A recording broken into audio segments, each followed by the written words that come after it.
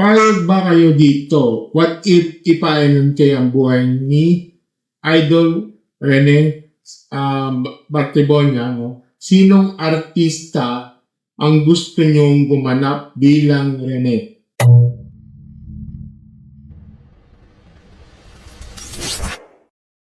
Hello mga stories! Welcome back sa isa na naman ko ito sa aking channel mga stories. Mga stories na for today's video, dumaan sa aking feed habang sa nagbabrowse ako at mayroon akong napansin ito. So gusto ko talaga i-content dito at may magpapahila ko na sa inyo. Okay? Medyo kasi yung mga comments dyan talagang bias. Okay? Kasi mga stories, alam niyo naman sa trend ngayon, no? Konting galaw, gustong ipigil, pelikula, o minsan, i-MMK na naman to.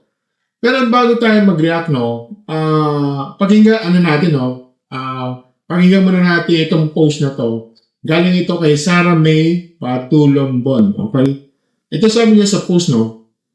Payag ba kayo dito? What if ipaalam kayo ang buhay ni Idol Rene Bartibonia? No? Sinong artista ang gusto nyong gumanap bilang Rene? Para sa akin, si Gerald Anderson, hashtag MMK. At base sa mga comments, no, mukhang maraming sumasang-ayon dito si Gerald Anderson gumanap. Okay? Okay, ito, let's analyze this, no. Well,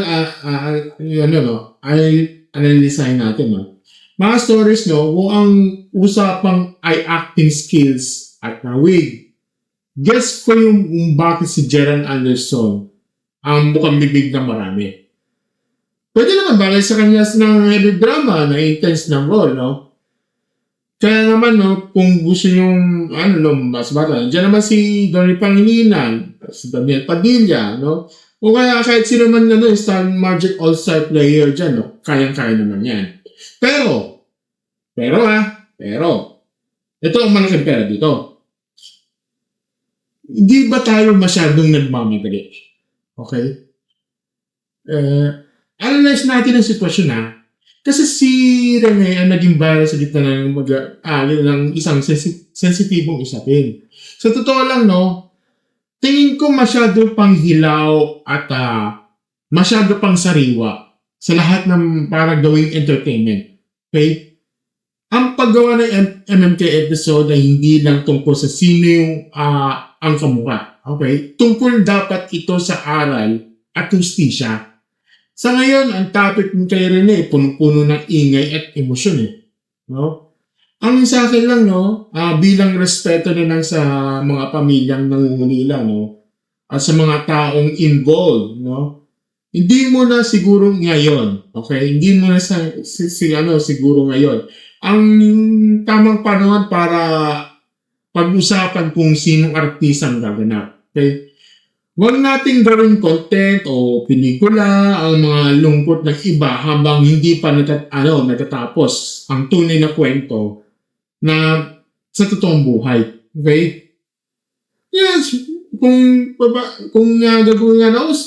gagawin role si Jel, pwede naman. Pwede si Johnny, sige.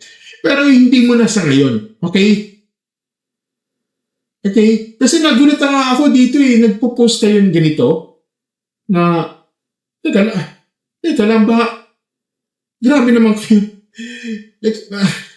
Nagpo-post kayo dito, no? Alam mo naman yung sitwasyon ngayon. Ang daming hustisya, ang daming tapos ganito, ipopost nyo, ganito, ganyan. Yung MMK yung buhay. Sorry.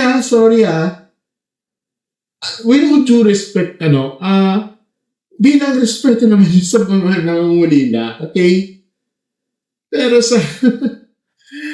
sana, huwag niyo namang my goodness, sariwa pa yung meron tayong due process sa hustisya. Ay, nako. Huwag mo susumbatan sa akin, sabi, hirap niya naman ang pasayap. What? What the heck is wrong with you?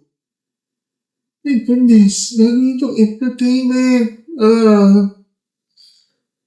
Naku mga stories. Nakakalungkot. Mga ganyang netizens magpo-post kayo. Sasabihin, hirap yung pasahin. Mahirap pasahin. Sa gitna ng ganitong sitwasyon. Ganito. Hindi na. Tapos kami yung entertainment. Ay, naku. Nakakalungkot. Nakakalungkot. Oh, goodness. Yan.